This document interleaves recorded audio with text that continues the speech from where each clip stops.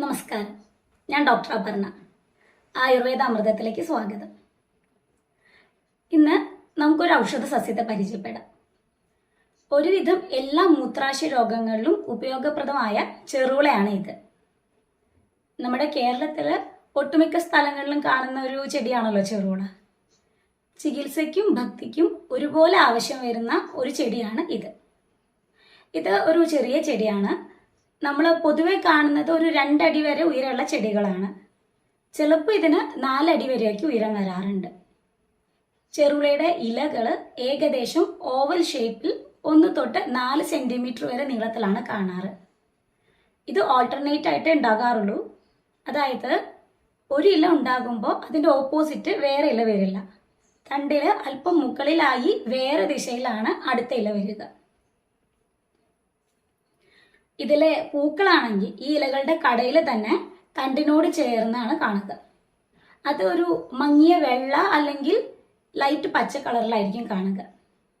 അതിനൊരു 1-2 സെന്റിമീറ്റർ വരെ നീളം ഉണ്ടാകാറുമുണ്ട്. കേരളത്തിൽ മിക്കവാറും എല്ലാ സീസണിലും ചെറുളയിൽ പൂവിട്ട് കാണാറുണ്ട്. പിന്നെ ഇതിൻ്റെ വേരുകളിൽ കർപ്പൂരത്തിലുണ്ടാകുന്ന ക്യാൻഫറോൾ എന്ന ഫ്ലവനോയിഡ് ഉണ്ട്. അതുകൊണ്ട് തന്നെ വേരൊന്ന് ഉരച്ചു നോക്കിയാൽ കർപ്പൂരത്തിന്റെ മണമാണ് വരിക. ഇതിന്റെ സയന്റിഫിക് നെയിം എയർവാ ലനാറ്റ, ഫാമിലി അമരാന്തേസി. നമ്മുടെ ചീരയും ഇതേ അമരാന്തേസി ഫാമിലി തന്നെ പെടുന്ന ചെടിയാണ്. ചീര പോലെ തന്നെ ഈ ചെറുളയെ നമുക്ക് തോരനും കറിയൊക്കെ ആയിട്ട് കഴിക്കാനും ഉപയോഗിക്കാം. പല നാടുകളിലും സൂപ്പ് ഉണ്ടാക്കാനും വളർത്തുമൃഗങ്ങൾക്ക് കൊടുക്കാനും ഒക്കെ ഈ ചെറുളയുടെ ഇലകൾ ഉപയോഗിക്കാറുണ്ട്. ഈ ചെറുളയ്ക്ക് ബലിപ്പൂവ് എന്നൊരു പേര് കൂടിയുണ്ട്. നമ്മുടെ നാട്ടിൽ ബലികർമ്മങ്ങൾക്ക് എടുക്കുന്നത് കൊണ്ടാണ് ഇതിന് ഇങ്ങനൊരു പേര് വരാൻ കാരണം. അതുപോലെ തന്നെ തമിഴ്നാട്ടിൽ ഇതിനെ പൊങ്കൽ പൂ എന്നാണ് പറയാറ്. അവിടെ പൊങ്കൽ സമയത്ത് വീടുകളിൽ ഇത് മാല പോലെ കെട്ടിത്തൂക്കാറുണ്ട്. പല പൂജകൾക്കും മരുന്ന് ഉണ്ടാക്കാനൊക്കെ ഉപയോഗിക്കുന്ന ദശപുഷ്പം എന്നറിയപ്പെടുന്ന 10 സസ്യങ്ങളിൽ ഒരെണ്ണമാണ് ഈ ചെറുള. ഇംഗ്ലീഷിൽ ഇതിനെ പറയുന്നത് മൗണ്ടൻ നോട്ട് ഗ്രാസ് എന്നാണ്. ആയുർവേദത്തിലാണെങ്കിൽ ഭദ്ര, ഭദ്രിക, ഗോരക്ഷഗഞ്ച, അശ്മഭേദ എന്നിങ്ങനെയുള്ള പല പേരുകളിലാണ് ചെറുള അറിയപ്പെടുന്നത്. ഇതിന്റെ ഔഷധ ഗുണങ്ങൾ നോക്കുകയാണെങ്കിൽ ഈ ചെടിക്ക് കയ്പ് രസവും ശീതവീര്യവുമാണ് ആയുർവേദ പ്രകാരമുള്ളത്. ചെറുളയുടെ പ്രധാന സവിശേഷത അത് മൂത്രത്തിൽ കല്ല് മാറ്റുമെന്നുള്ളതാണ്. കല്ല് മാത്രമല്ല, മൂത്രാശയമായിട്ട് ബന്ധപ്പെട്ട പല പ്രശ്നങ്ങൾക്കും ചെറുള ഗുണം ചെയ്യും. കാൽഷ്യം ഓക്സലേറ്റ് സ്റ്റോണുകളിൽ ഇത് വളരെ ഫലപ്രദമാണ്. ഓക്സലേറ്റ് സിന്തസൈസിങ് എൻസൈംസിനെ കുറയ്ക്കാൻ ചെറുളയ്ക്ക് സാധിക്കുമെന്ന് പഠനങ്ങൾ കാണിക്കുന്നുണ്ട്. ചെറുളയ്ക്ക് സ്റ്റോൺ ഉണ്ടാകുന്നത് പ്രിവെന്റ് ചെയ്യാൻ മാത്രമല്ല, ഇതിന് ഡയൂററ്റിക് ആക്ഷൻ ഉണ്ട്. അതുകൊണ്ട് തന്നെ സ്റ്റോൺസിന്റെ ചെറിയ ഫ്രാഗ്മെന്റ്സ് മൂത്രം വഴി പുറത്തേക്ക് കളയാനും ഈ ചെറുള കഴിക്കുന്നതുകൊണ്ട് പറ്റും. അതുപോലെ തന്നെ മൂത്രത്തിൽ പഴുപ്പ്, യൂറിനറി ട്രാക്ട് ഇൻഫെക്ഷൻസ് മാറാനും ചെറുളയുടെ ജ്യൂസോ കഷായമോ കുടിക്കാം. ഇത് മൂത്രച്ചുടിച്ചിലും മൂത്ര തടസ്സവും മാറാനും നല്ലതാണ്. കുറച്ചുകൂടെ ഗൗരവമുള്ള മറ്റു മൂത്രാശയ രോഗങ്ങളിലും ഈ ചെറുള ഒരു സപ്പോർട്ടീവ് മെഡിസിൻ ആയിട്ട് ചികിത്സയിൽ ഉപയോഗിക്കാം. വൃക്കരോഗവുമായിട്ട് ബന്ധപ്പെട്ട് ശരീരത്തിൽ പ്രത്യേകിച്ച് കാലുകളിൽ ഉണ്ടാകുന്ന നീര് പോകാനും രക്തത്തിലെ ക്രിയാറ്റിന്റെ അളവ് കൂടുമ്പോൾ അത് കുറയ്ക്കാനും ഇത്തരത്തിൽ ചെറുള മറ്റു മരുന്നുകളുടെ ഒപ്പം ഡെയിലി ഉപയോഗിക്കാം. ചെറുള ഉപയോഗിക്കുമ്പോൾ ചിലർക്ക് ഒരു സംശയം ഉണ്ടാകാറുണ്ട്, ഒരാഴ്ചയിൽ കൂടുതൽ ഇത് ഉപയോഗിച്ചാൽ കിഡ്നിക്ക് എന്തെങ്കിലും കേടുകൾ വരുമെന്ന്. പക്ഷെ അങ്ങനെയൊന്നുമില്ല. ഈ ചെടിയുടെ ടോക്സിറ്റി സ്റ്റഡീസ് ഒക്കെ നടന്നിട്ടുള്ളതാണ്. കൃത്യമായ ഡോസിൽ ചെറുള ഉപയോഗിക്കുകയാണെങ്കിൽ അതുകൊണ്ട് വേറെ പ്രശ്നങ്ങളൊന്നും ഉണ്ടാവില്ല. പക്ഷേ കിഡ്നി ഡാമേജ് ആയവരിൽ വളരെ ശ്രദ്ധിച്ച് ഇത് നിർദ്ദേശിക്കാറുള്ളൂ.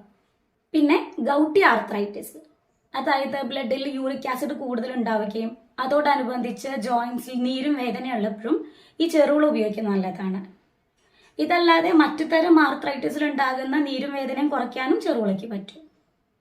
ഇത്തരം സന്ദർഭങ്ങളിൽ അകത്തേക്ക് കഴിക്കുന്നതിൻ്റെ ഒപ്പം തന്നെ ചെറുള ചേർത്ത് തിളപ്പിച്ച വെള്ളം കൊണ്ട് കുളിക്കുകയോ ധാര ചെയ്യുകയോ കൂടി ചെയ്യുന്നത് നല്ലതാണ്. പ്രധാനമായും 3 രീതിയിലാണ് ചെറുള ഉപയോഗിക്കാറ്. ചെടി മുഴുവനോടെ, അതായത് സമൂലം ഇടിച്ചു പിഴിഞ്ഞ് നീരെടുത്ത്, അല്ലെങ്കിൽ ഒരു പേസ്റ്റ് പോലെ ആക്കി, അതും അല്ലെങ്കിൽ വെള്ളത്തിൽ തിളപ്പിച്ച് കഷായമാക്കിയും ചെറുള ഉപയോഗിക്കാം. ഇത് പേസ്റ്റായി കഴിക്കുമ്പോൾ ഒരു 10 ഗ്രാം വരെയും, ഇടിച്ചു പിഴിഞ്ഞ നീരാണെങ്കിൽ 10 തൊട്ട് 20 ml വരെയും കഴിക്കാം. കഷായം വെക്കാനായിട്ട് ഒരു 1.5 അടി ഉയരമുള്ള ചെടിയാണ് എടുക്കുന്നതെങ്കിൽ ഒരു 3-4 ചെടി എടുത്ത് നമുക്ക് കഷായം വെക്കാം. ഇങ്ങനെ ചെറുകൾ ഒറ്റയ്ക്കോ അല്ലെങ്കിൽ രോഗത്തിന് ചേരുന്ന ഒരു മീഡിയം ഇതിൽ കൂട്ടിച്ചേർത്തോ കഴിക്കാം. മീഡിയം എന്ന് പറയുമ്പോൾ മൂത്രത്തിൽ കല്ല് മാറാനായിട്ട് കഴിക്കുന്നതെങ്കിൽ കരിക്കിൻ വെള്ളം ചേർത്തും മൂത്രച്ചുടിച്ചിൽ മാറാൻ പശുവിൻ പാല് ചേർത്തിട്ടും ചെറുള കഴിക്കാം.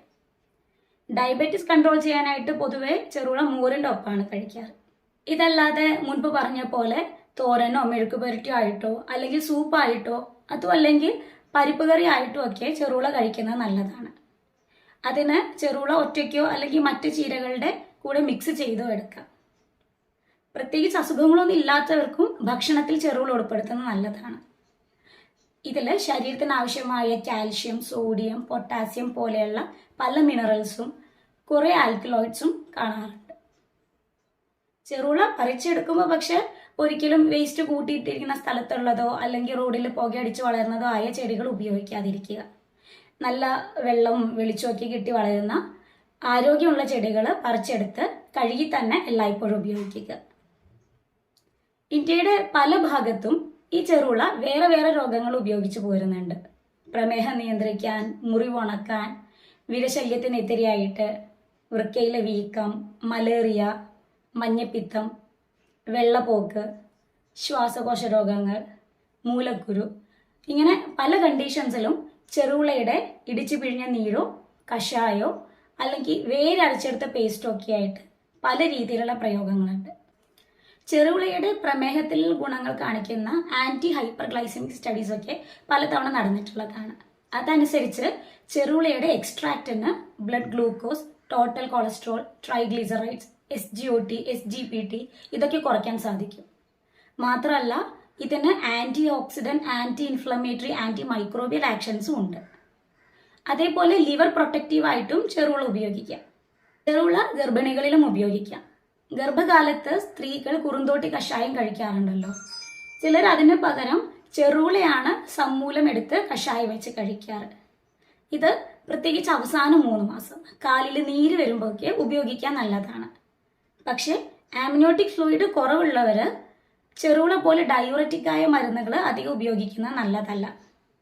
ഗർഭരക്ഷാ കഷായം എന്നറിയപ്പെടുന്ന ഭദ്രാതി കഷായത്തിലുള്ള ഒരു ഇൻഗ്രീഡിയൻ്റ് ആണ് ചെറുള. അതുപോലെ തന്നെ പനി മാറുന്നതിന് വേണ്ടി ശാസ്ത്രയോഗത്തിൽ പറയുന്ന ആൽമൊട്ടാതി കഷായത്തിലും ഈ ചെറുള ചേരുന്നുണ്ട്. ഇങ്ങനെ ഇനിയും വളരെയധികം ഗുണങ്ങളുള്ള ചെടിയാണ് ചെറുള. ഇത് ദശപുഷ്പങ്ങളിൽ ഒരെണ്ണാണെന്ന് പറഞ്ഞല്ലോ. ഈ ദശപുഷ്പങ്ങൾ ആൻറ്റി ടോക്സിക് ആണ്. ഈ 10 സസ്യങ്ങൾ ഒരുമിച്ചോ അല്ലെങ്കിൽ ഒറ്റയ്ക്കോ പലതരം വിഷങ്ങൾക്കെതിരെ വളരെ ഗുണം ചെയ്യുന്നതാണ്. ദശപുഷ്പത്തിലെ മറ്റ് സസ്യങ്ങളും ചെറുള പോലെ തന്നെ വളരെ ഔഷധ ഗുണങ്ങളുള്ളവയാണ്. അത്തരം ഔഷധ സസ്യങ്ങളുമായി വരും വീഡിയോകളിൽ കാണാം. Thank you.